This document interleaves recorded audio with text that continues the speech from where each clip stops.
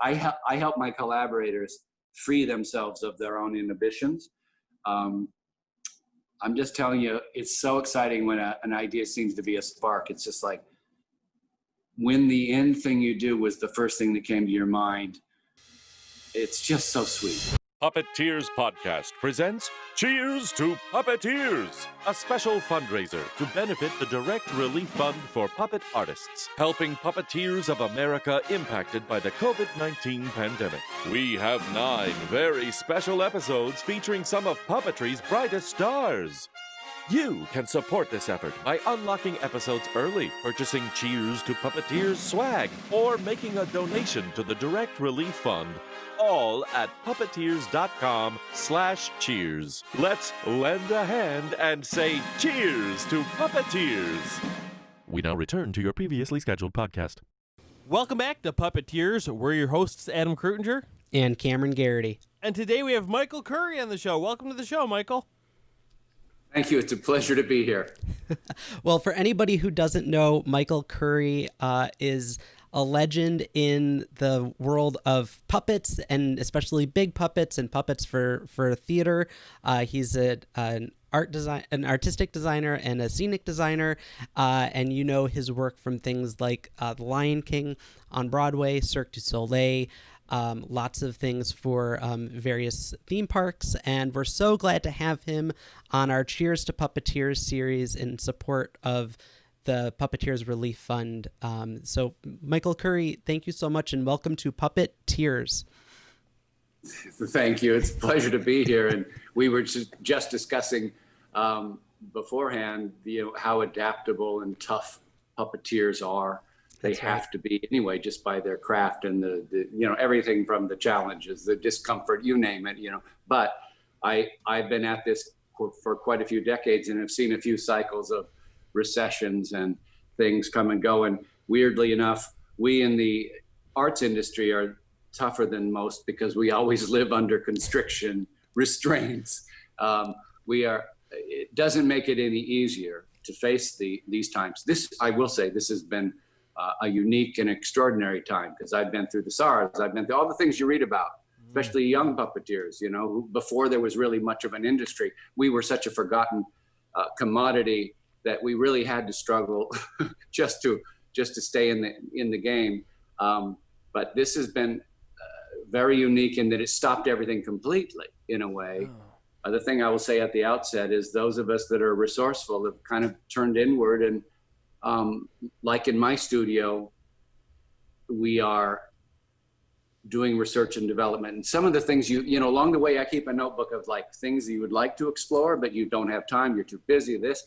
So we've been finding in introspection, we've been finding some kind of unearthing some old ideas, and it takes resources to do that. So what we're doing right now is a risk and a commitment to any work we do now will be beneficial in the future. So in a bit, I'll show you around my studio and I'll show you some of the things I'm talking about. But I'm really happy to be here. My favorite thing is talking about puppetry. So I'm looking forward to the next bit. No, that's incredible. And, something that we like to kind of start by is asking people what they're working on right now. And you kind of hinted at some of these things that you're using this time to do some R&D and to catch up on things that you otherwise wouldn't have had the time. But what are you working on right now? Yeah, good. We have we have long-term contracts with theme parks and different shows, and weirdly enough, China, Asia, we have shows in Japan and China that we're doing. They'll be the first to return to some kind of normalcy. But I got stuck at home, in March completely, because of COVID, with my beautiful family and my beautiful yard in Oregon. And I had we were in a nice neighborhood and people started walking by a lot. And I thought, there's my audience. And I started doing what we called in the family yard art. And we make big fabric things, really. And I have a warehouse full of these things. And every day I made a different lawn installation, driving big pipes in the ground and basically flag art, but kinetic figures. And and I might show a little bit, of these. But my neighbors every day came and expected a new installation. And most people knew who that I'm that weirdo who does puppetry, but then they came to expect it. And we really had a lot of return people. It incited a whole new discourse with a new audience. Some people wanted to know exactly what you were up to. And, it's just the warehouse. I'm putting up things in color combinations and nice things. And it's windy. But it turned into, I started falling in love again with the scale and the movement of fabric. Yeah. And I have since then pitched a few ideas, made a few new designs that my resort, my big resorts that I work around the world, we're doing some. So it turned into an idea that I put out there. The technology of fabrics is extraordinary. So we use the sort of projection scrims we use on stage. I put them out in the sun, and lo and behold, they're gorgeous. So I'm trying to describe how the COVID has maybe opened up something that I would have not returned to or bypassed. So that happened. I've been doing tons of little puppetry that, I've just been working on small articulated figures and doing video. So, you even described me as the guy known for big things. So I'm getting back into little things, which I didn't do. I started in the industry kind of doing bigger things, and I maybe overlooked and bypassed the small. And so the world's looking at small screens now. So I'm doing a show with the local Oregon Symphony based on a Mayan legend that I'm doing all in miniature that will be simulcast up eventually, but it first will be presented in a virtual symphony. It's something I don't have a cast, so it's something we're doing here in the studio. We have 50 employees, and we've split the company in half, and each 25 of us, even though are required to do all the hygiene and mask, we're quarantined together. So we have two separate units. So I have been able to do some puppetry work with these people that we are, and my average employee's been with me over 10 years. So when they tell me that they're quarantined outside and inside, I trust them. And so we haven't had a single incident here. Oregon's like New York. It's weirdly enough, New York has just been this incredible leader in how to do it. Oregon is not far behind. I think we're number 9th as states for COVID. So that's what I'm doing, small puppetry. I'm doing a lot of perspective designs. I'm painting and wood sculpting again, because I started in the fine arts. I wasn't in commercial art or puppetry at the beginning. So I don't know. I have heard a lot of really sad stories, and I've heard some wonderful stories mixed in with those. It's a chance to challenge yourself, look inward. You're gonna slow down, right? We always wax romantic about having time to, I'm gonna do a sabbatical and really, look at myself, what I'm about. This has offered that involuntarily. And I've seen two kinds of people, those that have embraced it and those that have not taken any advantage of that. Yeah, no, I've seen a lot of that as well. And it's wonderful just to hear the story. And I know everyone's in a different situation, but I think at least having that kind of mindset is very helpful to really try to use it as an opportunity like you're talking about. And, as I'm familiar with some of your work, that I know some of it does take years to do, I imagine you are probably working on a big project. Anyway, one question I'd have, though, is during this time, has there been many inquiries for people about projects, or has that been pretty much standstill? There have been among really kind of progressive producers who know that we'll, in a year and a half, they'll want to know where they're at, and they don't want to just start then. So there's a lot of this, how can I say it? Super pre-production. Yeah, it's like planning a military invasion. You want to get all your assets prepped, and I'm doing the same thing. I'm looking at when it does open up, where do you want to? Because it's going to be a mad dash. I have a show in rehearsal right now in Las Vegas at the Wynn Resorts. We have this thing called Lake of Dreams that we designed 16 years ago, and it's a giant lake with a giant elevator, and I have a singing frog that's 38 feet wide, animatronic. We have a team down there now. We're putting in 12 shows. that were designed 2 years ago, and big animatronics. And because there are no human performers in the show, it's all automatons. We are teching that show right now, and I'll be able to include some video in there, but it's only done in the most stringent sort of rules. So, but there are projects being planned, and my suggestion for anybody, a small independent group or whatever, don't make the plan for the COVID spacing. Don't do the compromise. Make the brilliant show that you would have made 2 years ago. Yeah. But, and be ready for it. Use this time to, when possible, perfect it, craft it. You know, there's a lot of time on your hands for the making of puppets. I don't want to give advice. I want to answer your question, which was, are there things going on? Yes, but they're all theoretical. Mm-hmm. Nobody's putting any money toward anything. There's lots of people asking me to consider their projects in the future for when things are normalized. But as far as producers putting up money, it's going to be very tough for projects like yours, the Henson Foundation. I'm involved in many different artist relief funds, and it's going to be a challenge. But my suggestion would be to keep the high road, do the great work. Don't do work that tries to respond to this situation, because this situation will normalize. My worry is that a lot of people are talking about, how do you run a theater with, 5 rows, 5 empty seats between. Theaters can't operate on that kind of capital. They have to have 80% butts in seats, or no theater is going to make it. Or else those of us supporting the shows, the stagehands, the whole infrastructure, we can't survive. So theater will have to return, and that's what that's my eyes on that prize. Yeah, no, absolutely. It's also energizing to think in that way, because if you are trying to create something for the now times, you could kind of get lost in, well, what are the new rules? What do I have to be accommodating for? Versus, okay, no, let's think of the next big thing for when we're through this.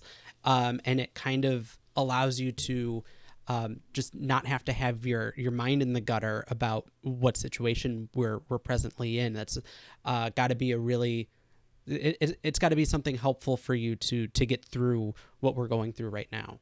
Yeah, but I want to qualify that and not be so brash as to say you shouldn't do things that are responding to now. And, of course.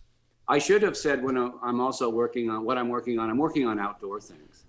Yeah. We've always done big outdoor festival things, and I'm really pushing that now, because for the next year and a half, people will be nervous about going into a confined theater. Puppetry, as you know, has a great tradition of being outdoors. And in fact, I would say in the history of puppetry, much of it was performed outdoors. And in the ancient history of puppetry, of course it was. But it's also fun to think about socially responsible spacing, which is easy to do outdoors. So we've been doing processional things. I'm in Portland, so there's protests, right? So we've been doing a little protest thing. And so it's an exciting time to think about, black boxes. They have great things. They have light, technology, and the control of that. But the immediacy of an outdoor performance and the sort of proximity of an audience in that improvisational outdoor experience is something we're playing with a lot right now. And people are craving outdoor experiences now, and they're craving entertainment. So it's kind of a perfect marriage. Yeah. And I can imagine there's a lot of people that think like, oh, but my show won't work outside, and I would imagine, an answer you might have, and I'd have too, is like, let's create something that's meant to do that then instead, kind of like what you're talking about with a lot of your lawn stuff that you were talking about. Yeah, well, you could also have a very talented narrator describing the setting. It's dark, so let the audience, trust the audience a little bit. But we make a lot of demands on the audience, and so it's an interesting thing to look, this thing is a pandemic is caused by nobody. There's nobody to blame for it. So all we can do is respond to it. I don't think it's a thing of the future. It did wake us up to maybe we need to reconsider, this. It's weird one of the biggest things for me is the lack, being a teacher, you would know this too, the fact that I'm such a visual person. I read the face of my collaborators, and I now can't, the mask takes away everything. So we've even been talking among our conversation groups about how to use your hands more, how to animate the rest of your face so that you can help, like something puppets do so well, Now there's the other thing. We can, puppets don't convey COVID. So that's why these animatronic things have been so fun to work with, because I couldn't do this show right now with humans. It's a sad thing. It's a sad sort of, I guess, nod to the future. So I'm getting off track here. Sorry. No, that's okay. It's a wonderful, stimulating conversation. But we would love to go back a little bit and just talk about. You mentioned you started as a visual artist. What was life growing up for you like? Were you always the artist, or what was your sort of artistic upbringing? Yes. Well, I was raised in a religious commune without books or television. And art, frankly, very Christian religion. And my father and grandfather were loggers in Oregon, and my first work was carving wood. Something that we built our own house. It was sort of the craftsmanship of growing up in rural Oregon in my conditions. You were good at. I could probably have built a house by the time I was 16. And my brother and I, who works with me now to this day, we used to make spaceships out of wood. We were very much, we knew there was a world out there, but we didn't really have it. So not having television and other entertainment or books, we kind of created our own imaginative world. But then I was really good at wrestling. And my parents let me do that.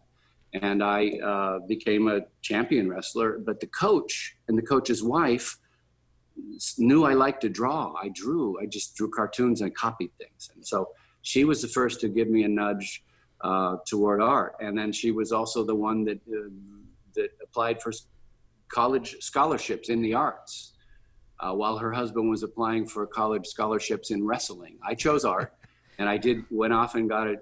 I don't want to make this story too long, but I jumped out of that commune at 18 and went on a full ride scholarship for 4 years to an undergraduate, very good traditional art school called the Museum Art School in Portland, Oregon, associated with the Museum of Art.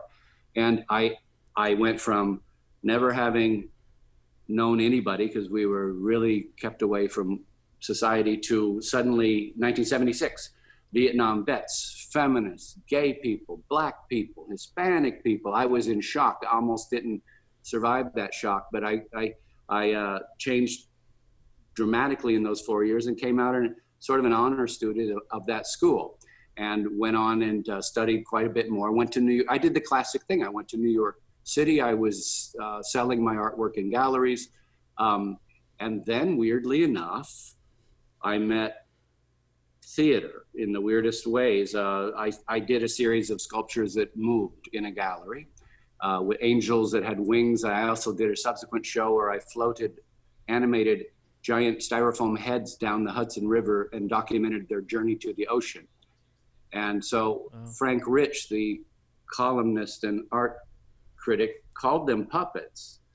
I was horrified by it, but certain people, Julie Taymor, Robert Lepage, and others, they received quite a lot of attention. And then the scenic designer John Napier was doing the Siegfried and Roy show in Las Vegas, a big spectacle, and which did involve a lot of puppetry. And that was 1987, 88. And I started getting offers to work in theater, and I didn't take it very seriously because I wanted to be Rodin. And but then I started meeting people, including Miss Taymor, who totally turned me on.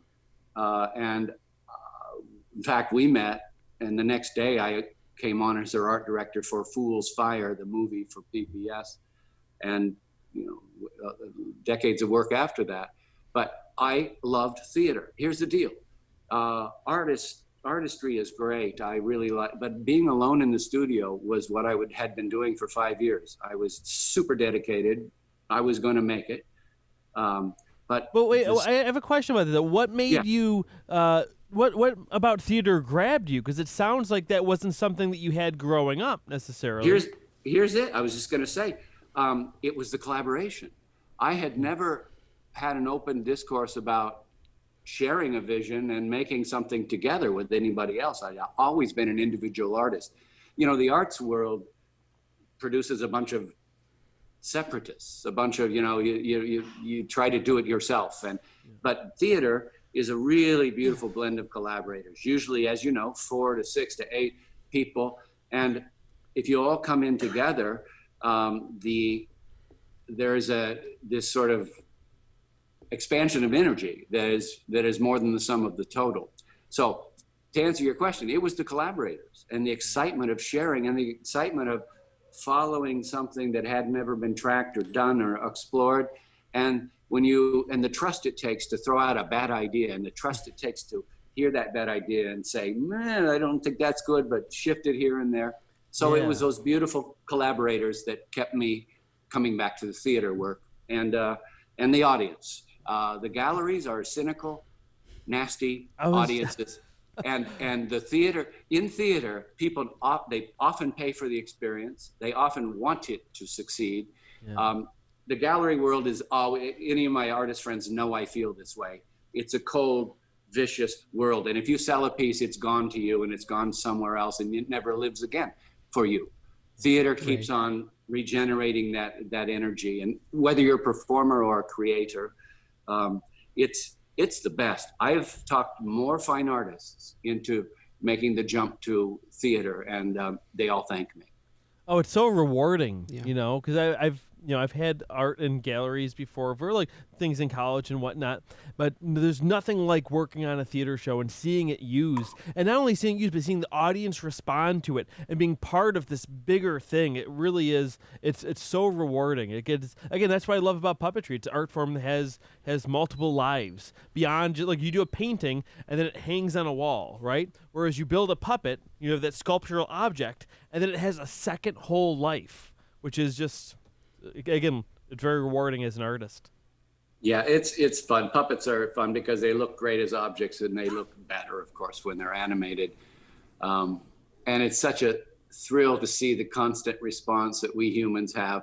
There's been a revigoration of the interest in puppetry since the digital age. Let me explain further. People are tired of screens, and simultaneously they think that anything can happen because of CG. So puppetry kind of is the closest thing that allows that. It's not a screen. It can be supernatural. It can be beyond naturalism, beyond explanation. So it's had a bump in interest. And I've noticed, because I can say this with authority, after 40 years in this, the last 20 years have been extremely interesting for puppetry because it means more as a psychological metaphoric object than it ever did before. Before, it was actually, it was relegated to children's work, and it was there with clowns, in terms of its cultural niche. Whereas puppetry now, and thank God to all you avant-garde puppeteers who are pushing and risking. I'm a bit of I'm known for a commercial art, but that's because I support this giant tribe. What I hope to do is encourage. We're doing more avant-garde work than ever right now. When I say avant-garde work, I mean work that's not paid for and not necessarily at a high budget. But man, I'm so proud of what I see out there in the world. The makers, there was a revolution of makerism anyway 10 years ago.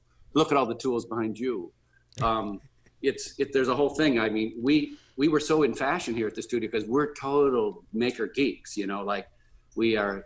We have every tool and we know how to use them. And so, but there suddenly, there was this really great interest in people canning their own food and they wanted to make. And so we, just doing workshops with younger makers, it's been really fun to see the refreshed dedication and the patience that it really takes. You can't just be a maker because you watched a YouTube video. You have to make.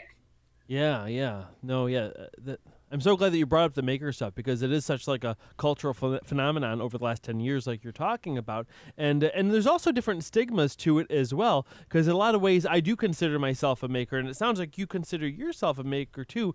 But I think to a lot of people too, it kind of has been stigmatized too, in which it's almost like, because the thing, a lot of things you make, you're creating from scratch, whereas a lot of things in the maker world now also are very kit based, where they're not necessarily making things on their own. Think of like almost like Legos. Like there's pieces that go together in a certain way.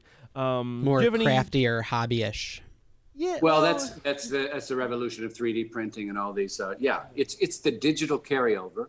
These are the type of individuals. They have a great deal of skills there, so they're comfortable there. Where we might have been, look, I used to use balsa wood and an X-Acto knife, and glue to make models. And now, this guy, Steve, he's 3D printed. It's still, we scanned him yesterday. This is a dancer, Steve Gonzalez. So wow. So wow. Oh because of 3D printing and patterning, I'm already here, with fully articulated Steve. Yeah. Well, that begs the question too, like what's the art, which is all of it, the idea mainly, but so many people consider that tactile, like, oh, you 3D printed it, you didn't sculpt it yourself out of clay, like, oh, that's you're a lot of people, I could see people saying that you're cheating, right? Well, yeah, in this case, Steve, the real dancer, is going to be presented full size. He's going to go to sleep, and little Steve's going to crawl out of his body. So it needs to look exactly like him. Oh, of course. In this case, but no, most of our work is still sculpted. We have the best sculptors here, and I know that the touch, there is a style that comes through the hand that you don't get when you recreate it digitally, when it's a scan. And the audience, while they would say, if you ask them, they wouldn't know the difference, they do. Yeah. They do, of course. So yeah, I'm a big fan of. I was trained in what we call the classic arts. I did all the. I drew from cadavers. I know the body inside and out. I have part of my degree is in animal anatomy, and so it made sense that I would, because I love machines, and I love wrestling, and I love kinetics. I've always done work for dancers. I just love the way the human body is a machine, and how you can recreate it through making and translate that dynamic into other forms. So my theater, my scenic design is really related to anatomy, and they're always about kinetics. I don't really do sets that stay static. They always are character. So it was an easy jump for me to become a scenic designer from puppetry design, because they're both telling a story. So, and I want to go back to why I was drawn away from the gallery to theater. It wasn't just the collaborators, it was the fact that there was a story to tell. Yeah. In fine art, we often make paintings and sculptures, and then we write a story about what it meant for us. But in theater, I love following a story.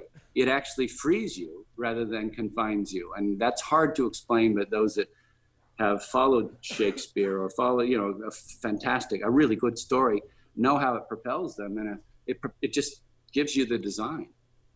Yeah. One thing I wanted to sneak back to for a second, you mentioned that you were into art when you were young. One story we commonly hear in a lot of these conversations we have is a lot of people were inspired by some sort of pop culture, whether it was a movie or a book or something that they found, and it sounded like from what you were explaining, you weren't that exposed to pop culture. So I was wondering, what was your draw to art? Obviously not saying that it can't happen. What was your draw to art at that age, since you weren't exposed to pop culture? Well, the mountain people where I come from, my mother raised a beautiful garden, and my father made drift boats for the Rogue River, and they were beautifully crafted, and there was a consideration for aesthetic. Everybody had some kind of car that they customized or something. The aesthetic, I actually thought that I would probably paint those cool vans you used to see in the 60s and 70s with airbrush, because I did see those driving around. But it was a natural draw. It was not an influence. It was not, Georgia O'Keeffe moved next door. It was really, I just started doodling and sketching. I found out that you could caricaturize people. I used to see cartoons and comic books. I got my hands on those. Okay. I often, this is a delicate subject for my family because they're not educated in a classic way, and yet they're really smart. And so, well, and that's part of why I wanted to bring it up too, just because I notice I feel like a lot of people that I know that have that kind of a similar background, they are doing art, but they don't consider it art. Even like someone who's able to build a house. There's a lot of art involved in being able to do that from a design standpoint, but they're like, I'm just making a house. And, I had some concrete put back, and there's a very artful way to working with that and being able to make the shapes and whatnot. And, he's just probably thinks he's just throwing in concrete, wouldn't consider it an art. And sometimes it takes that outside perspective for someone to say like, hey, no, that's what you're doing is special. Yeah, I never suffered from not thinking my work was artistic. I was really cocky, I guess. When I was 16, I was showing everybody I could these drawings. And this woman, the coach of the coach's wife, saw it in me. We corresponded over the years, and she said, I saw it in you. You are an artist. So I was I guess a pure, I was compelled signals from inside, however it was be, and it all came naturally to me. I was a very good student, even though I didn't know who the art references were, and I was a quick study. I really worked hard to try to culture myself, refine myself. That's what college and art school does. YouTube videos. I'm sorry, this as a teacher, the especially at that age from 18 to 25, that's when you can really absorb and refine yourself. I learned the confidence of trusting myself, and it enabled me to go out into the terrible, difficult world of entertainment and make it, that's what people are always looking for artistic advice from me. I always give them advice about your own character, your presentation, how to describe art, get very good at your verbal skills, learn to argue, learn to defend yourself, pick your chin up and, ask for money with dignity, and know that your work is as important as anybody else out there. Artists are tough on themselves. They tend to fall to pieces in the moment, when they're making their pitch or whatever. And then they, so that's the thing I wind up teaching my younger artists, is how to carry yourself as much as what work to make or what story to tell. Yeah. And actually just kind of leads me to something I'm wondering, like, what was your first big project then that was your kind of breakthrough? It was the Siegfried and Roy show. Yeah. It was a big show. It's still the biggest Las Vegas spectacle. Well, I guess more so like how exactly were you able to get that, since you didn't have like that type of experience before? That's what I feel like. That's what a lot of people are always saying. There's kind of like a gatekeeper, or you have to have that experience to get the job. But how do you get it without doing it? And here's a perfect story of how that really happened. How did John Napier, the best designer in the world, single me out, who had never done a show? The Greenwich Village Halloween Parade, 1986. I built a pterodactyl costume for myself because I was making kinetic figures. This is the years I was in galleries. I built a thing that was a pterodactyl dinosaur that had expanding wings. I worked for 5 months, never came to bed, and made this thing and wore it for 13 hours in the Greenwich Village Halloween Parade. Ralph Lee's parade, it's a fantastic I just loved it. I'd seen it for 2 years living in New York and decided I'm gonna make a puppet. And so I wore that puppet for 13 hours. It was kind of really well received. And John Napier was there at the parade, and his assistant put a business card through my vision screen of this big dinosaur. And I was, truth be told, I was staggering drunk. I was having such a good time. It was a rage. I was a big monster just going crazy. And the next day because I guess I had given them a card too, and the next day I got a ring, come visit us. And hungover, I went to Parson Mears costume shop. John Napier was there with everybody, including Siegfried and Roy. And you're the guy here's the pictures. They had Polaroids of me in this costume, and we want those wings, they said, the wings that I had created. They're articulated wings. And they had a sketch that they'd been working on, and it was ridiculously close to my wings. They hadn't done it that day. I did verify, but I said, yeah, I would do this. How would you do these? And a little bit of aluminum, and I would do pulley here, and the same way I do things. And they said, wow. And then they said, take a look at this. And they brought me to the next drawing table, and it was a large dragon, a huge dragon they wanted to do. They were just drafting a rendering. And then we went around the room to about 6 different tables looking at what they were looking at doing. This was a fantasy good versus evil show. The Siegfried and Roy show, you can find lots of evidence on. It was a very famous show, brought together some great designers. At any rate, after about 45 minutes, I remember John Napier literally saying, who the f*** are you? Because I seem to know how to approach everything on his drawing tables. And I kind of did. And so I left there with the promise of a giant contract, which came through. And in today's dollars, it would be over $1 million. And I collected every fine artist, welder. I knew a few people that were like maker engineers, and we did the Siegfried and Roy show. We did the Puppet Army, which is a very famous piece. We did the kinetics for the dragon. We did all these big soft banners and things that none of which I had done before.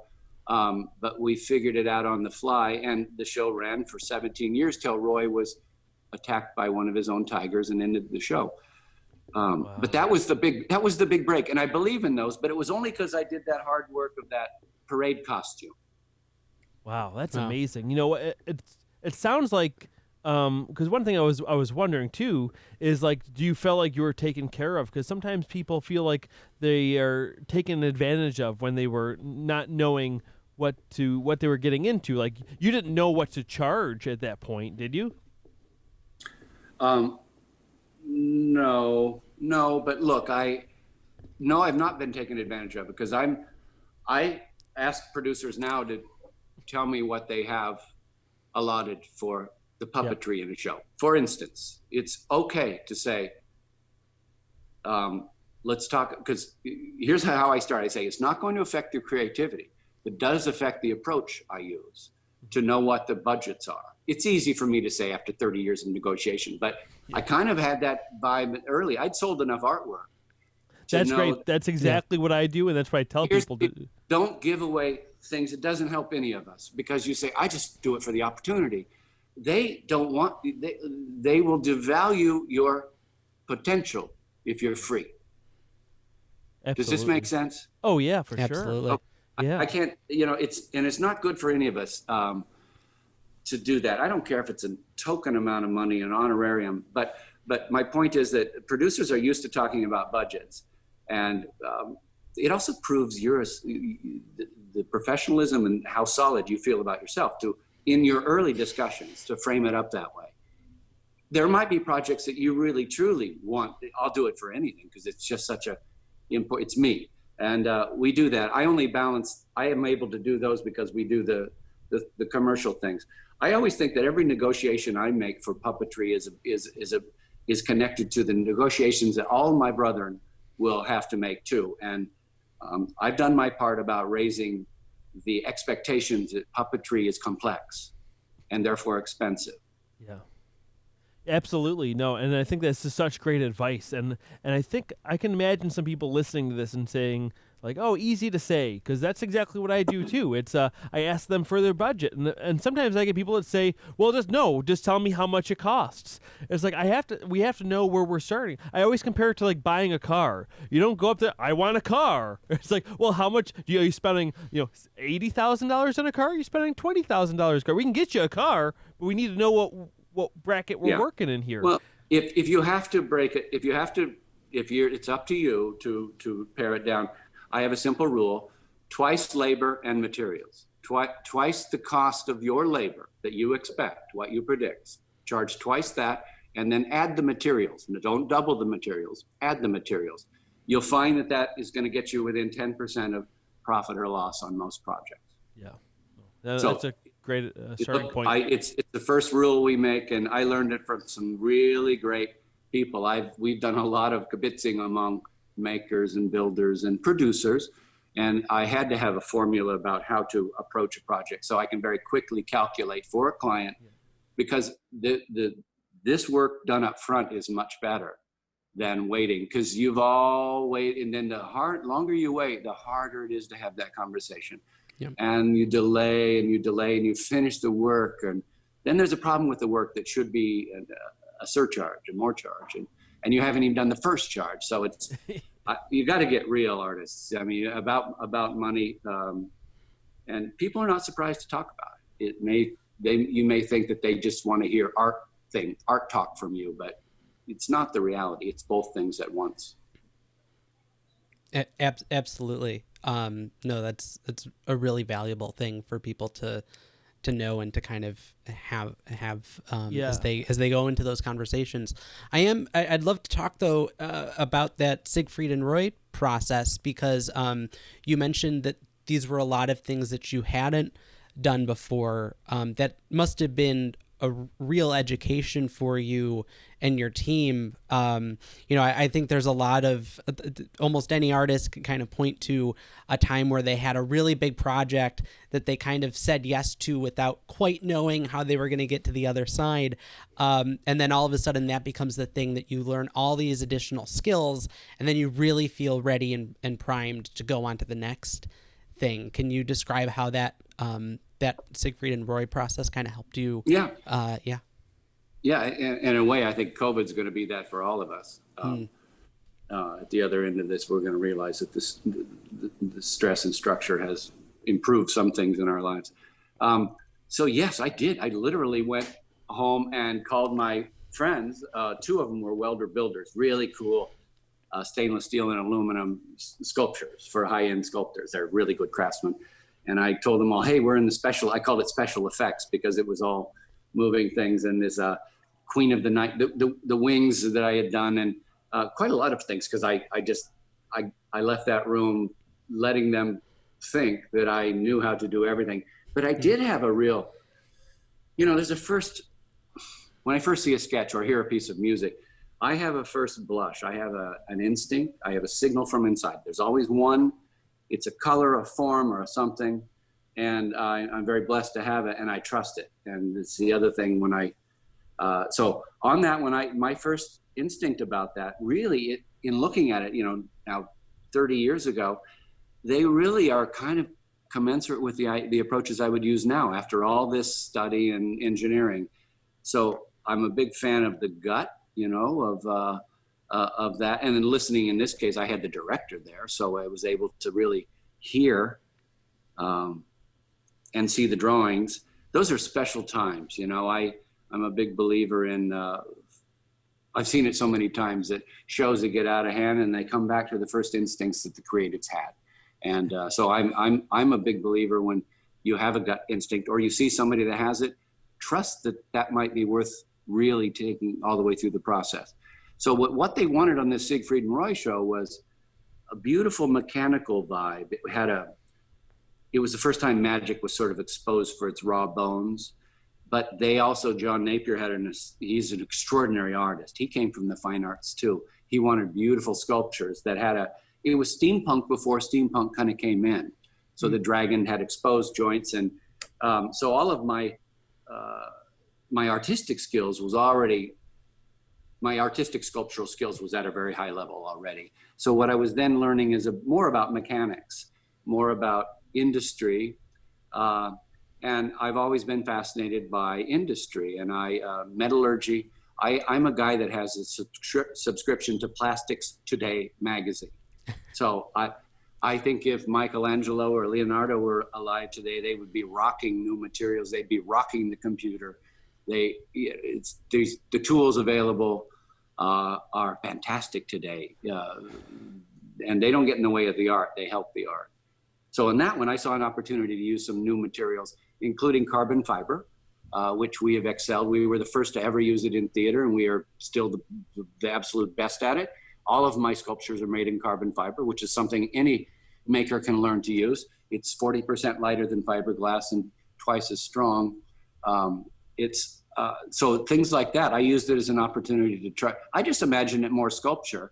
I didn't realize, because I hadn't worked with theater, how much involvement, how many times the choreographer would be visiting. And so it was quite fun to think about my work just as not a sculptural object, but as a part in a story used by others, interacting with other dancers and things. It was a remarkable time. And once you get it's a small world. It certainly was back then. So I started getting incredible requests from avant-garde artists of the day without me ever picking up the phone.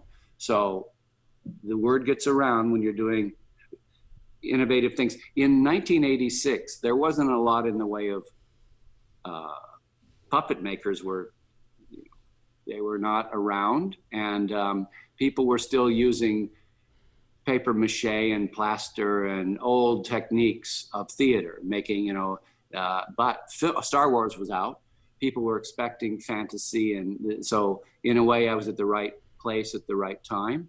The techniques hadn't yet been invented. So it was quite fun. So there was no predetermined way to do things. So we just found the best way we could and made lots of mistakes along the way, but remembered those mistakes and not to repeat them.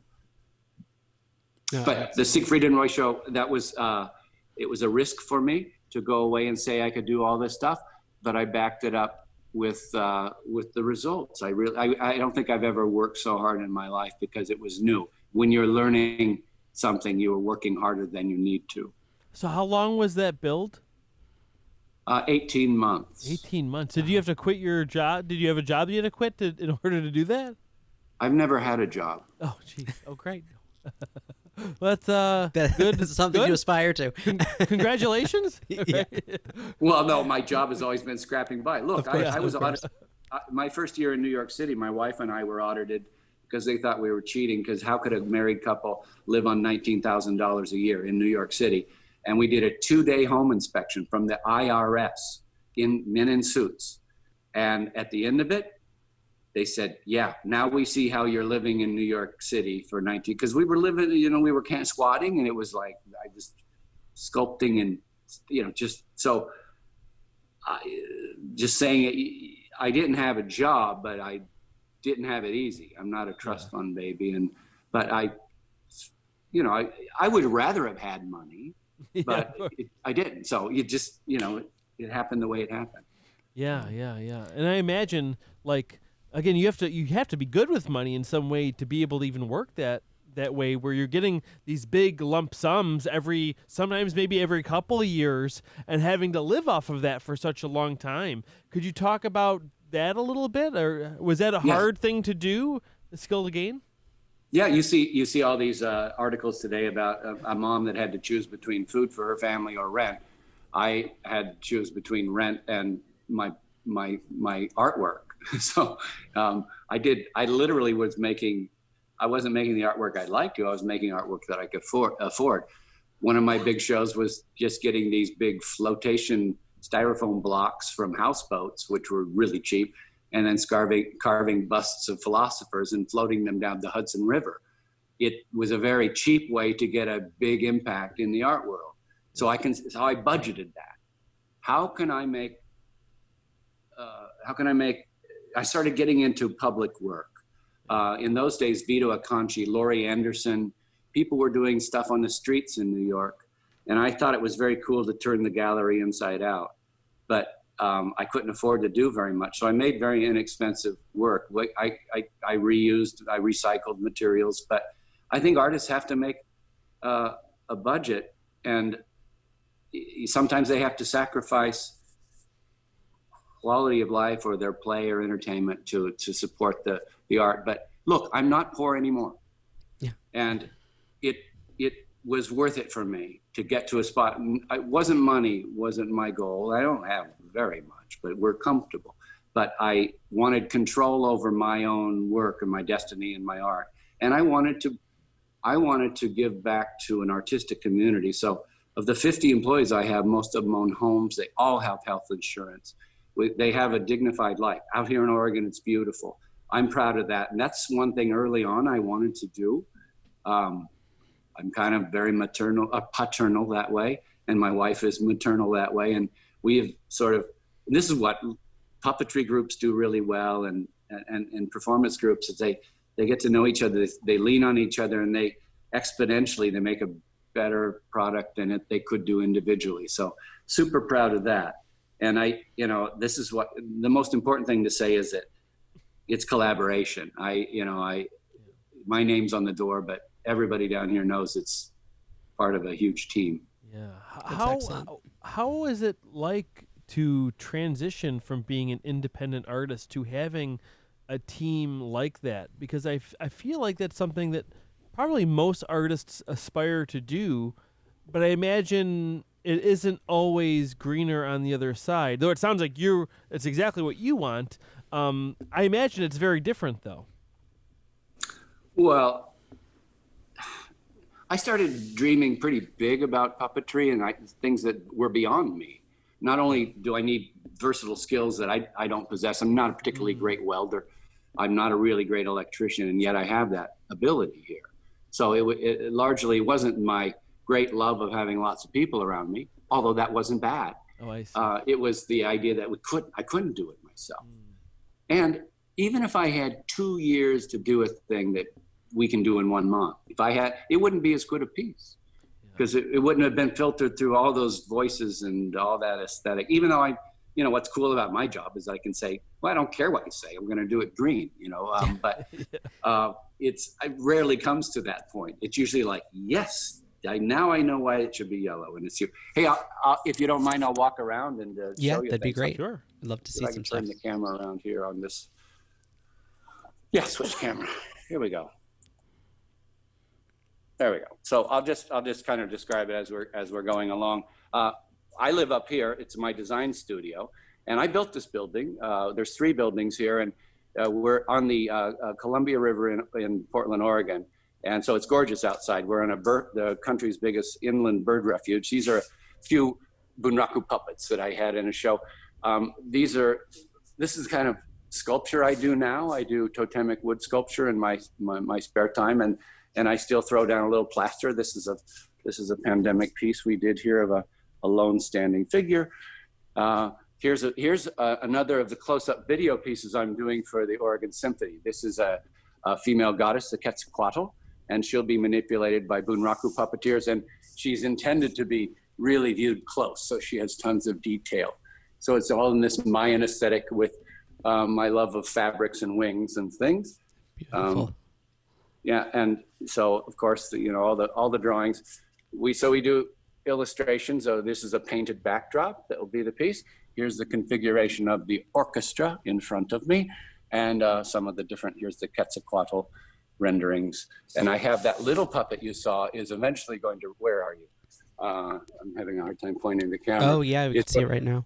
Yeah, he's on that guy, and then he's going to ride a jaguar made of leaves at the end. So that's pretty fun. Wow, holy cow. Here's the giant animatronic frog we have in Las Vegas being teched right now. These are 28-foot tall animatronic tropical birds that sing Lady Gaga songs. So those are they'll be opening in 2 weeks. We have kind of like an architectural office. We have a front desk and then a few. This is Marcus, my assistant, who's one of the most beautiful illustrators, and Marcus is working on an elephant right now. Wow. So that'll be Stunning. a 2-person elephant, and we're working on an Alice in Wonderland where we put the Mad Hatter in a flying teapot. So, That's stunning. and then I'll show you the workshop overlooking here. So this is a 55,000 square foot workshop that is pretty lightly attended right now. We've split the team into 2, so at any time there's only about 25 people here. But this is the main craft area and mechanical assembly, and I'll show you a little of that. And then my own office, and the most important thing in any artist's life is the massage chair. Wonderful. That's great. So you can keep. I'll go down to the main shop and walk Great. around a little bit. Well, something I've been thinking of is you do all these shows that would attract a cast of performers who aren't necessarily trained puppeteers. I'm thinking of even something just like The Lion King or Shrek, where you're maybe working with a theater actor who this is their first time ever handling a puppet. What kind of consideration do you guys have to think of in the construction or the design of the character to make sure that someone can give a really professional looking performance, even if they're, only a couple weeks into a puppetry career? Yes, that's a super good question, and one that we wrestle with all the time. It's how you design the control and manipulation of the puppet and your pre-knowledge that it would be a dancer or an actor. So we make sometimes what we call dumb puppets, and we try to put minimal dexterity, minimal, so like if you can forego an eye blink and the eyebrow and just make it a bunraku, just find the right expression. Actors are very good puppeteers generally because of their ability to sort of transfer themselves into a role. And weirdly enough, we have kicked a few out of auditions because they were just not getting it. Dancers are almost always good puppeteers because they know how to work in ensemble, basically to not be the star, to stay behind something, how to count music, super important when you're doing theater. If any puppeteer doesn't know how to count music, you should learn it. It's not hard to do, but you'll find yourself in an audition someday where you're going to be slammed because you don't know, and it's so easy to learn. And then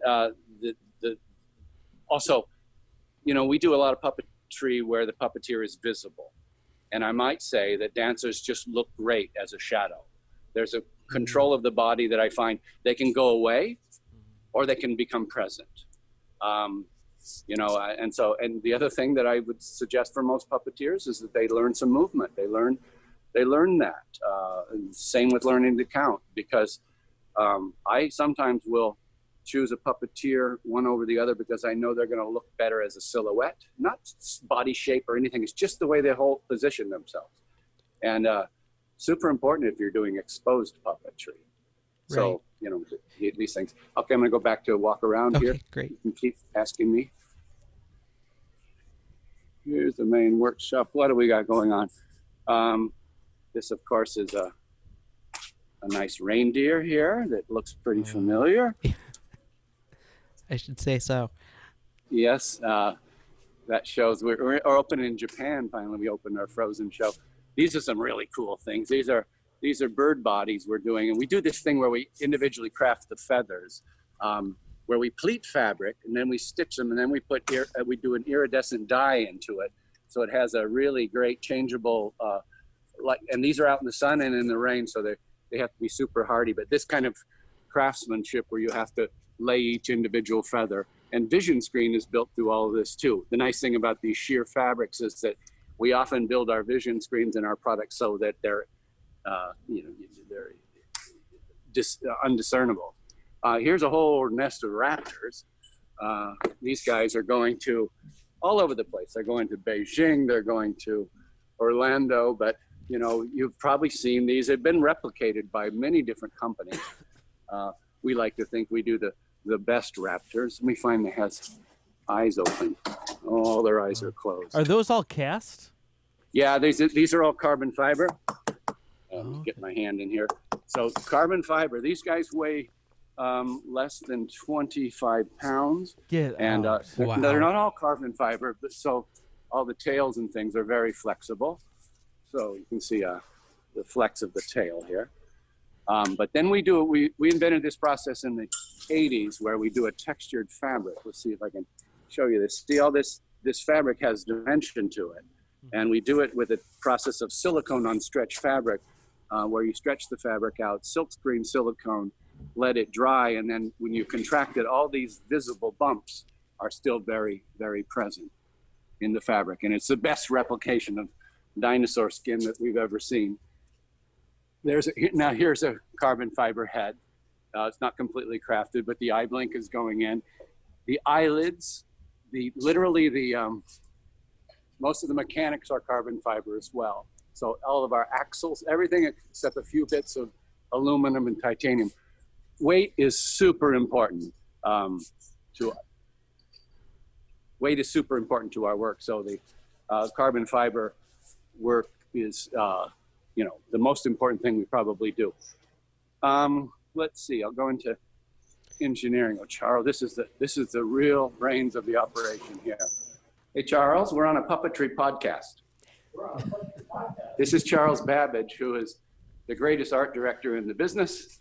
And Charles is right now, we're working on, you probably know the Boston Dynamics mini spot.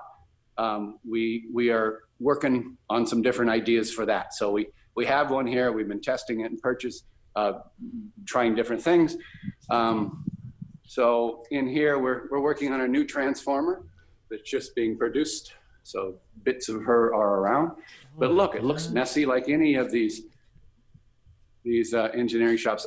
This is some of the 3D printing work that we've been doing usually. Like this is Andy Lau, a famous Chinese singer. We scanned him and then we made a giant head that he wears around on stage. Let's go back out into the main workshop. Now, when you're working on a project like Transformers, say, or you were just showing us Kevin from Up, do you guys ever receive the digital models that are used in the films to kind of give you the dimensions and all the measurements that you need to be able to create it in the physical 3 dimensions? Yes, we didn't used to, of course, because they didn't used to exist. Sure. But now we do, and guess what? It keeps the client away. They don't come for visits because you have the model. It has been better for us because we're on these commercial works. I don't want to improve on Pixar. They're brilliant sculptors, meaning that I used to translate their work because we had to we pointed up things from models, and now we still sculpt things, but we do paper patterns that are from the 3D models, or else I just print out the thing. Now we print molds a great deal. We don't even do positives. We print the molds and we run pieces in there. So you I'll show you have the a pretty big of, printer then, huh? Yeah, we do. But you also can use a small printer and section it up. I mean, a small $1,300 printer could make anything I'm showing you. Yeah, it's in the hands of a good artist. It is a good tool.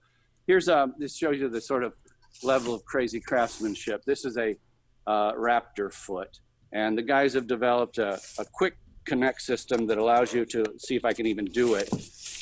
You pull up a toenail. Yeah, there it is. You pull up a toenail, and it unlocks the side panel, which allows you to get your foot into the stilt. So it's like even the latch they've designed as a toenail. So it's really crazy. But we have built, like I said, 93 of these. So we improve them, and it's really fun to get feedback from puppeteers, performers, and safety people. That's a whole world of people you have to deal with when you're doing commercial theater. Wow. Absolutely. I just can't believe all the details and everything. It's just remarkable to see up close. If you have any extra of those, it looks like you have a whole bunch of those raptors. If you have an extra one, I'll send you my address after this. They're really fun.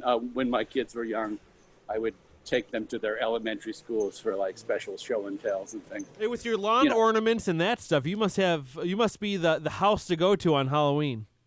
Yeah, that's what people say. Here, I'll show you fabric department. The other thing that we love is fabric. So the fabric department is the fabric department is working Thursday through Sunday now. But so we have this beautiful 15,000 square foot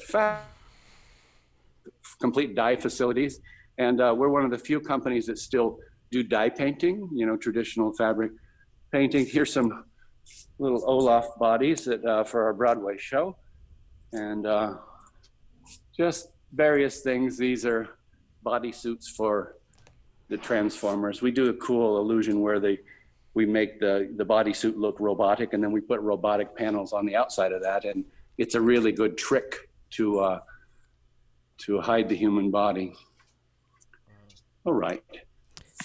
That's the main workshop. Look, I have 3 other buildings, and I'm not going to bore you with it, but I geek out on my workshop. I really love it. It's my favorite thing to do is just walk around like a surgeon doing his rounds of patients, Absolutely. and checking in with people. Yeah, there's nothing like it. Yeah, well, when I'm not working on a project, finding different ways to organize my workshop is another thing that I love to do. I don't do it as much as I should, but it's something that it is fun to do. But I'll show you just what Oregon looks like. I went outside. So here's the building that we were, and so we set it on this beautiful pastureland in Chapoose, Oregon, and it's right next to Sauvie's Island, this giant bird refuge. So I'll take you in and show you the rehearsal space and where we do our final tests of pieces. Oh, they've locked the door. And then over there, that far building is composites, where we do our mold making, fiberglass, and carbon fiber work. Incredible. This is a big machine. It's a water jet cutting machine, like a big printer, but it can cut with water up to 6 inches of plate steel. Oh. Here you see some small stainless steel parts that are 3/8 of an inch getting cut out by the water jet. They turn it off because it's loud, and then it cuts it underwater with a diamond infused grit. That yellow piece there, that little hose you see there, has about 35,000 pounds of air of water pressure, and it'll cut through anything, including fabric, silk, plywood, anything. So you've seen the cutoffs from water jet look like this. And then we have various different environmental spray booths. This one's for glue.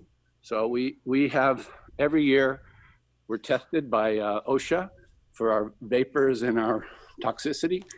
And in here is a 3D carving. It's a big carving table, so it can do carvings up to 10 by 12 feet. Most of our big sculptures are roughed out at. Just amazing. And then it's up to the puppeteers to really create the weight in their performance. Right. In fact, we do that. We have a series of triggers and an audio system on board. So you have the sound of servos and walking. So you have buttons you press, and there's also live mic, so they can talk. Megatron is really great at insulting people. And so they're in the theme park, and he has a voice processor on, big speakers put into the carbon fiber chest, not big speakers, little speakers that sound big, and they can respond to audience. They have certain restrictions about what they can say, but Megatron insults people. He's like Rodney Dangerfield out there. And but then they can control this servo walking. It's a oh wow sound. Yeah, It's so cool. The performers love these what we call walk-arounds for atmosphere, because they get to really interact with the guests, scare them. And the raptors, for instance, they run in packs, and they're on radio to each other, so they can say "little girl in the red" and then chase a certain individual around, to get a reaction. Oh my gosh. Yeah, there was something else I wanted to chat with you about, and that's I saw your awesome TED Talk that you did a couple years ago that people they can click right here if they want to check that out too. But you talked a lot about your philosophy kind of for kind of coming up with creative work, and I was hoping we could talk about it a little bit here too. Sure. Well, that talk was called The Golden Minute, and it was precisely what I earlier described, that you have to trust your gut. And the biggest difference in artists today is that they have the reference of the internet. And they often research an idea too early before they give it a chance to gestate through their own mind. And my talk was primarily focused on artists and creative people who want to succeed and find their own unique path that is not a replication of others' work. And the point I make a lot in that talk and many others, it's kind of my base philosophy is that everybody can recognize generic work. We're so exposed. I mean, those of us who are expert in this game, we know, we can sniff, we can smell authenticity, or we can smell a tribute or something that is generated from a previous thought of another artist. It's not necessarily original. Sometimes that's okay. In most cases, we want something that is an original thought or something that is new, and it often means taking a risk.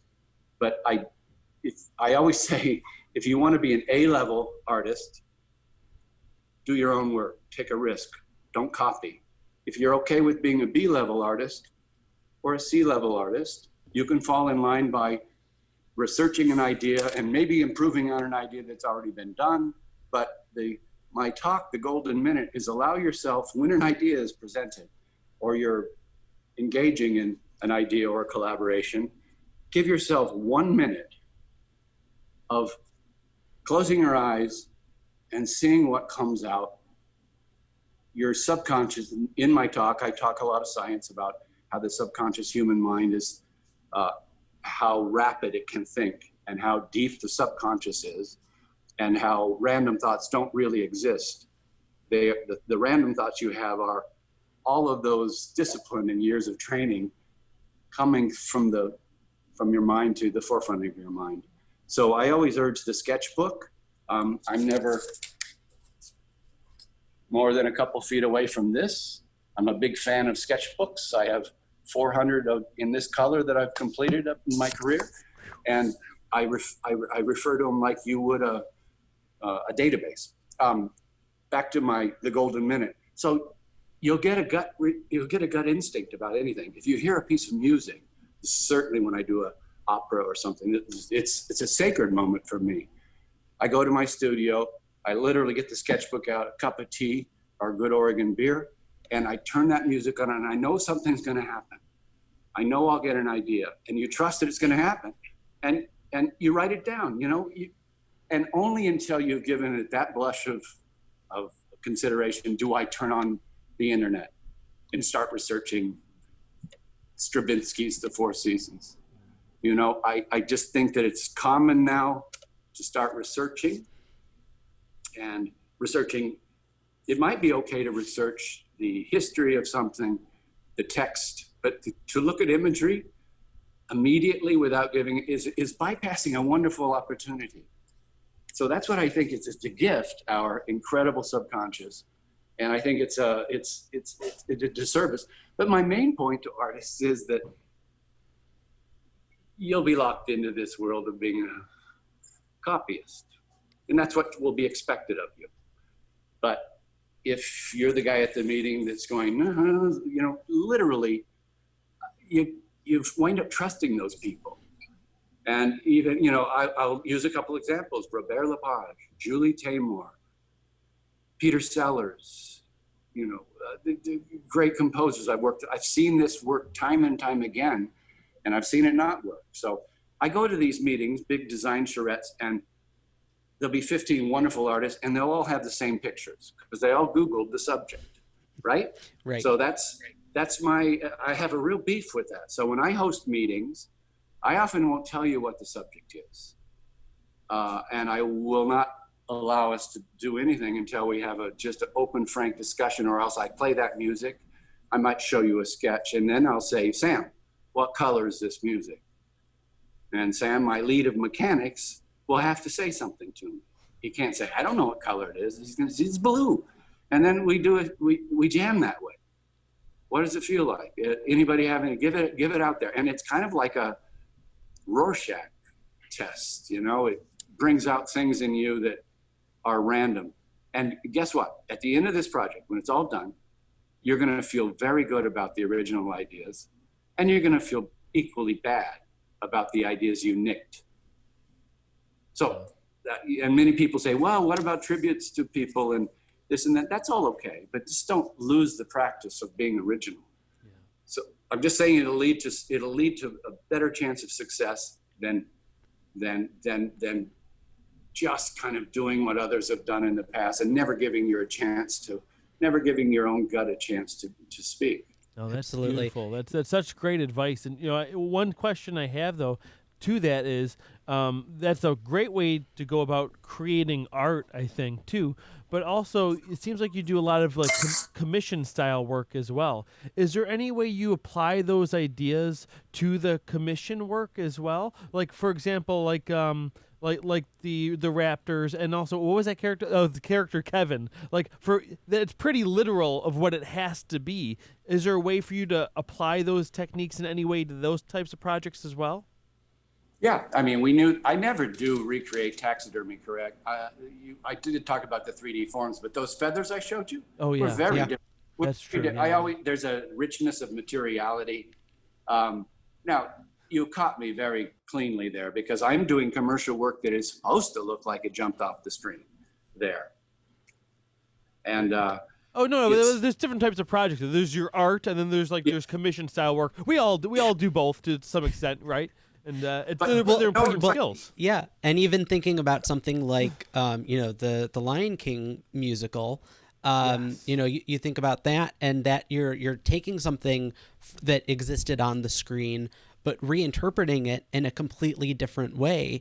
And you are asking those kind of questions about what is the feeling, what is the, how do we connect this to larger themes and to historic roots and all these different things. And all of a sudden you have something that had you, Googled images and stuck too close to original concept designs, you wouldn't have something as truly original and that is so, timeless and grabbing as what you created there. No, that's a good example too of how you find the middle of that. Mm-hmm. And Julie and I, we wanted to look at African puppetry, but there really is none. There is mask work, and we look closely at that. I was already a big fan of African mask work, and studied and drew and felt it in Africa. But I'm mostly talking about my original work, or I should say my scenic design, which tends to not have to ever copy a film, for instance. But it's also the way even Kevin or those things, when we talk about movement, we didn't know if it should be a walk-around puppet or a puppet, bunraku with a set or everything. So the originality, I often don't see the Disney films before I do intentionally. Before I do the pieces. I had only seen The Lion King one time. And then I did 2 parades before Julie and I ever got the offer to do the Broadway show. So it's interesting. It's just be aware. I guess if you're going to research and borrow imagery or adapt imagery, just own it and know it, because it will be recognized. There's a sort of unseen plagiarism that's going on.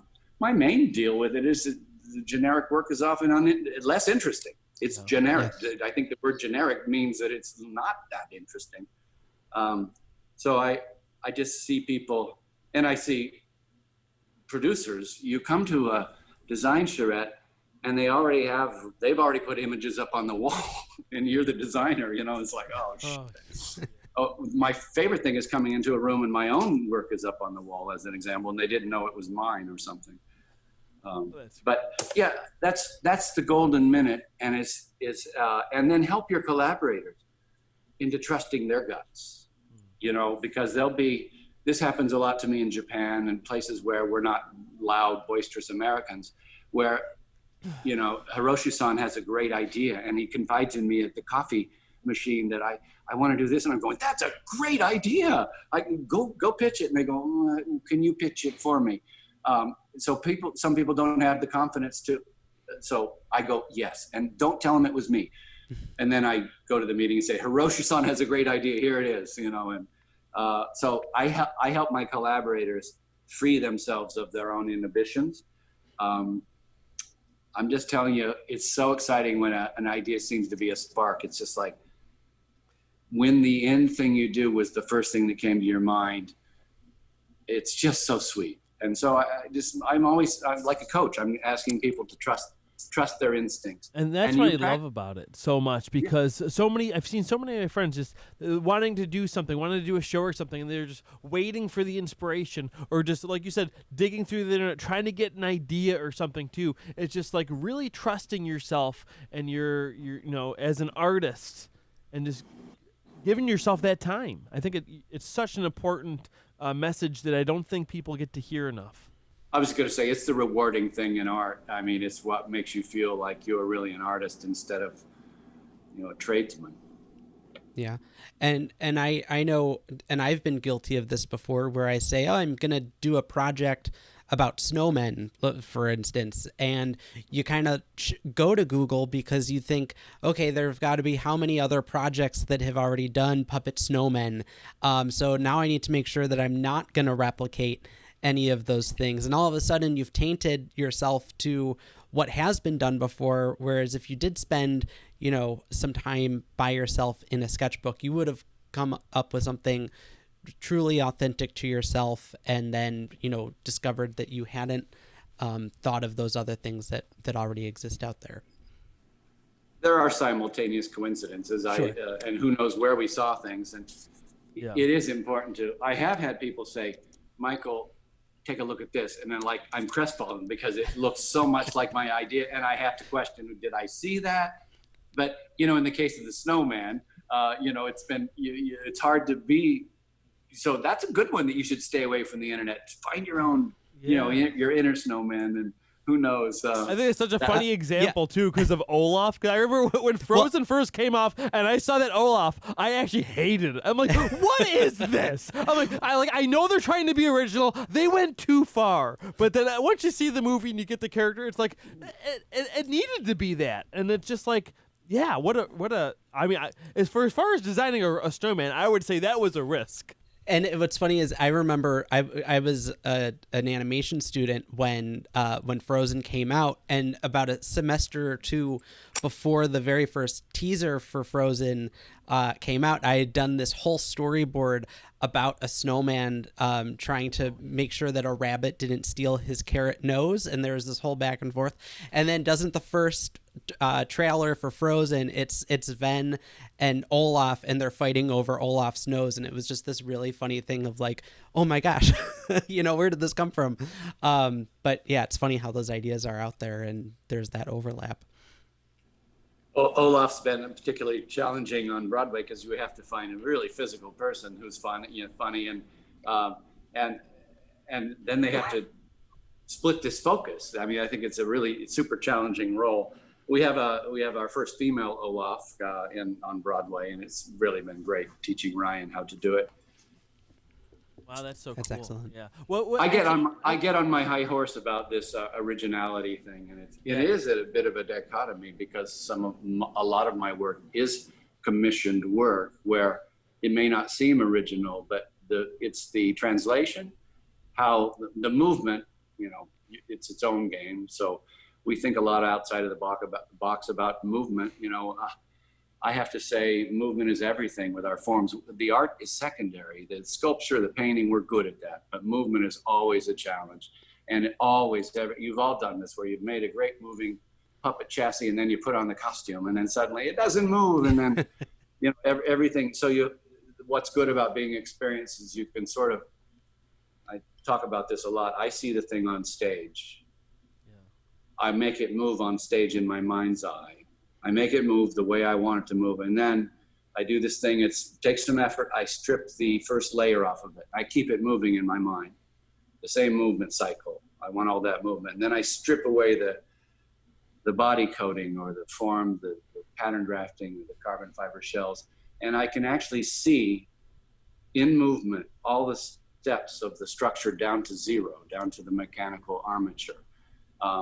And I talk to engineers a lot about, because they always go the other way. They start with the mechanic, and then you lay more on, lay more on. Pretty soon it's not going to move that way that you want. So if you start the other way, it's like starting from the end of a story is always smart, and then working backwards. So it's another thing puppeteers are well aware of, is like keeping in mind the movement what you want throughout the whole process, not letting the technical get in the way of that. Well, that's excellent. I think that's really a wonderful thought process for people to think of.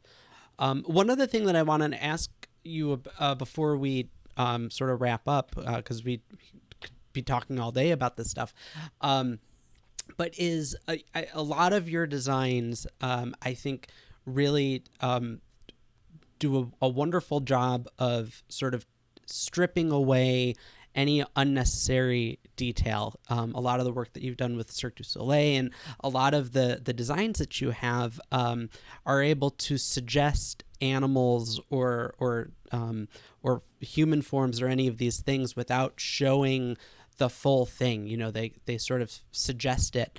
Can you talk about how you came to that aesthetic? What draws you to that?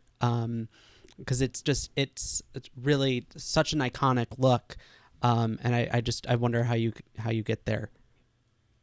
I always joke and say it's laziness. I just don't want to fill in all that stuff.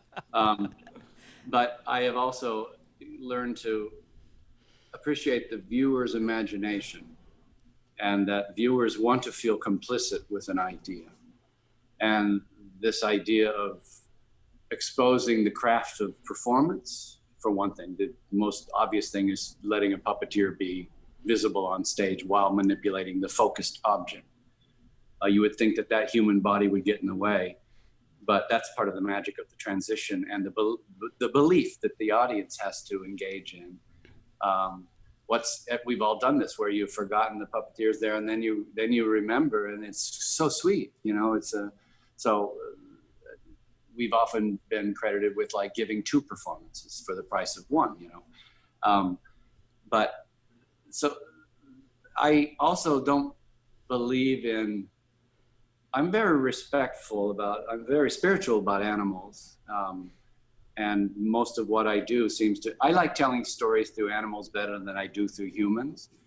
We're too expert in humans. And I think puppet designers should remember this. Not that you follow this, but just to be aware, we're very expert in humans. I could read your face so well, besides the language you're using. If you were a dog or a cheetah or a giraffe, no, I wouldn't have a clue what that face was doing. I would try to translate it into some human equivalent. But so in a way, I think people are too critical of humanoid performers. That includes puppetry. That's also the sweet spot, because you're doing things that touch them because they do that themselves with their own body. But I use animals, and I'm answering your point. I tell stories through animals because I don't want to hit the nail right on the head. All the animal stories I tell are human stories, you know. Right. But we just use animals because people look a little harder, and they allow more carelessness and experimentation. I'm not, you know, I have people down here who can tell you how many toes are on an iguana, but it doesn't really matter whether it's in a puppet. But if it's a human and you only put 4 toes on it, then it's something either wrong or there's too much of a story. So I don't want to say, I'm just telling you my own work to try to answer your question. Why do I leave parts? And then I find a beautiful balance between the human's motion and that animal's motion. I think we did it best in The Lion King, with trying to take humanity and making it a gazelle, making it a crocodile, making it a giraffe, not losing completely the human movement, but usurping it with the grace of the animal. And I love that balance. But more than anything, I hardly ever complete everything for the viewer. I love that they find that there's some part of it that they have to invest in their imagination. I work for adult audiences primarily. So it's probably different with young audiences, where you don't want to ask for that. You don't want to command that abstraction. You would like to be more literal. So I've really enjoyed, I love dancers so much that I put the least amount of gack on them to create the character. The Lion King, we first started with animatronic faces and things, and it wasn't the humans. You know, those are inert masks. A lot of people think they're moving. You know, the eyes are moving, and I love it when Mufasa's brow moves. Well, it doesn't. It's the actor, and that's the game, back and forth. And it's also the sort of beautiful excitement of that. that it takes some belief on the audience's part. This is why live theater is so different than, that same thing doesn't happen on a screen. No, it doesn't. Yeah, it's that notion of giving the audience 2 + 2, and them making 4 for themselves versus putting that number on the stage and just having them accept that up front. I love that.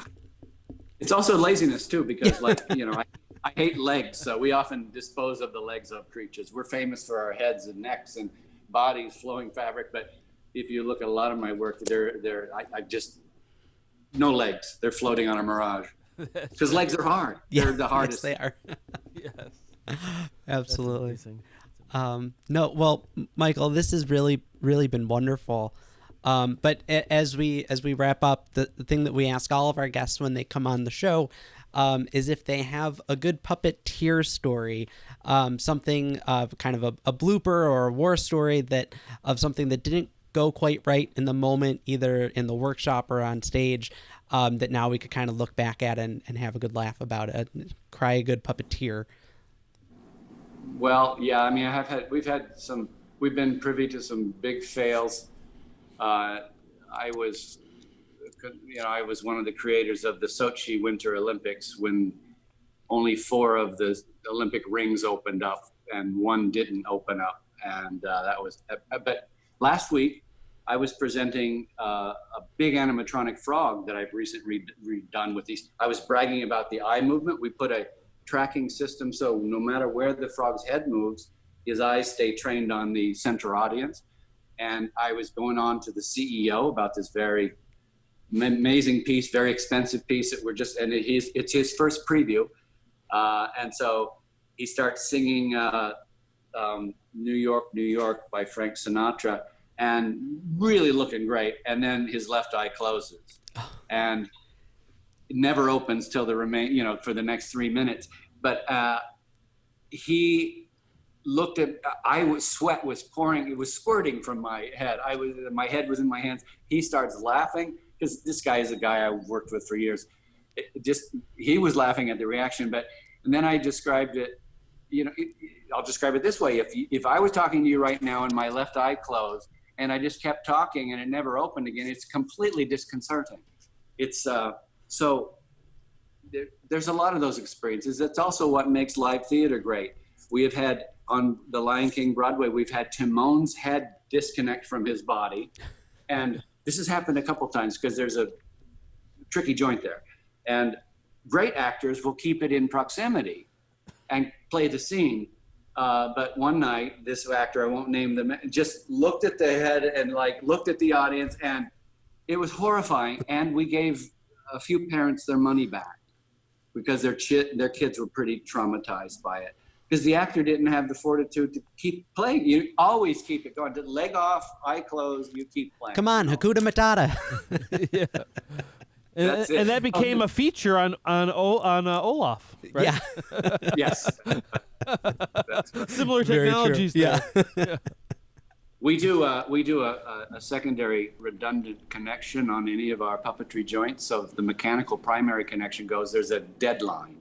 A little piece of, it's size of dental floss. We use Spectra string, but everything gets an attachment that is secondary. And it takes no time to do, an hour or 2, you can lace up your puppet that way so that when your bad joint falls apart, you can play the piece. Oh, that's brilliant. Yeah. Yeah. We also, if I do redundant lines, if I'm running string linkage through a sleeve, I run that one, I tie it off, I complete it. I run a second one that's independently tied, and 2 strings run as well as 1. And you'll never have a show that goes down because you don't have it. One will break, you'll see it, but you'll still be playing. It's just simple stuff like that you learn through experience that. Yeah, being kind to your future self. Yeah, exactly. So, what's the best way for people to learn more about your work or to follow what projects you're working on? Well, we used to not do much advertisement because we were so busy. We have a Facebook page that we don't post very often. My website is current. In every 3 or 4 months we update it. I would like to, have more outreach and things. I've been getting a lot of, I used to teach as well, and we would like to find more ways, maybe virtually, to offer some workshops and things, some special tricks and techniques. But that's the best way, is just to follow the website once in a while and go see theater as usual. Wow. That's amazing. Well, this has been such an education, and we can't thank you enough for spending time with us as we do our Cheers to Puppeteers series. Michael Curry, thank you so much for joining us on Puppeteers. It was a pleasure, certainly. Hey, thanks for coming on, Mike. Bye. Okay, bye. We're at the end of another episode of Puppeteers, but the fun doesn't stop here. Visit Puppeteers.com for show notes and links to projects mentioned in this episode. Make sure to follow us on Facebook, Instagram, and Twitter at PuppeteersPod, where we're posting new things every day. Puppeteers is edited by Matt Bowen and made possible thanks to viewers like you. If you enjoy this content, you can join our incredible Patreon patrons who are supporting the show for as little as $1 per episode. Those folks get access to early releases, uncut episodes, official Cup O tiers just like we use on the show, and can even submit interview questions for our guests. Go to patreon.com/puppeteerspod to learn more. Another great way to support Puppeteers is rating and reviewing us on iTunes, leaving a comment or subscribing to this channel, or tell a friend about your favorite episode. Thanks again for joining us on Puppeteers Puppetry Shop Talk, in-depth interviews with the world's most passionate puppeteers. Hosted by me, Adam Krutinger. And me, Cameron Garrity.